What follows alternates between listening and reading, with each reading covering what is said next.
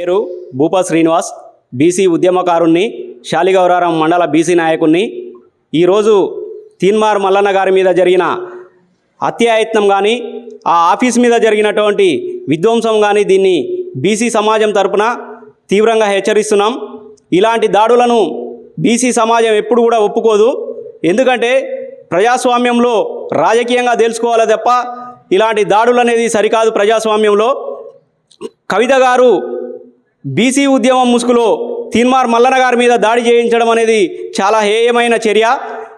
ఈరోజు తీన్మార్ మల్లన్న గారు ఎక్కడికి వెళ్ళినా బీసీ ఉద్యమాన్ని చైతన్యవంతం చేస్తూ పలు ప్రాంతాలలో బీసీ సభలు పెడుతూ బీసీలను బాగా చైతన్యవంతం చేసి బీసీ ఉద్యమాన్ని ముందుకు తీసుకెళ్తున్న క్రమంలో ఈ విధంగా ఆఫీస్ మీద దాడి చేయడం, తీన్మార్ మల్లన్న గారిని హత్య చేయాలనే ఆలోచన రావడం, ఇదంతా దుర్మార్గమైన విషయం. అదేవిధంగా బీసీ సమాజం అనేది ఇవాళ చైతన్యవంతమైంది.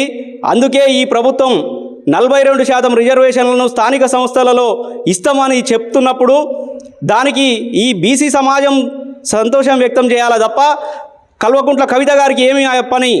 ఈ బీసీ ఉద్యమానికి కవితకు ఏం సంబంధం? నీ పార్టీలో 42% సీట్లు ఇస్తా అని చెప్పినవా నువ్వు?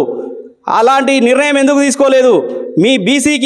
మీ పార్టీకి అధ్యక్షుడిని ఒక బీసీని చేయండి, అప్పుడు మిమ్మల్ని బీసీ ఉద్యమం కానీ బీసీ నాయకులు కానీ నమ్ముతారు. కాబట్టి ఇలాంటి చర్యలు అనేవి కరెక్ట్ కాదని తెలియజేస్తున్నాం. ఈరోజు తీన్మార్ మల్లన్న గారి మీద చేసిన దాడి అనేది బీసీలు తీవ్రంగా ఖండిస్తున్నారు. ప్రతి ఒక్కరు కూడా ఈ బీసీ సమాజం బాగా చైతన్యవంతమైంది. ఈ తీన్మార్ మల్లన్న గారు బీసీలను చైతన్యపరిచి బీసీలకు జరుగుతున్న అన్యాయాన్ని తెలియజేయడం వల్లనే ఈరోజు ప్రతి ఒక్కరు కూడా ఈ బీసీ ఉద్యమంలో పాల్గొంటున్నారు. అందుకే ఈరోజు 42% రిజర్వేషన్లు అనేది సాధించుకోగలుగుతున్నాం.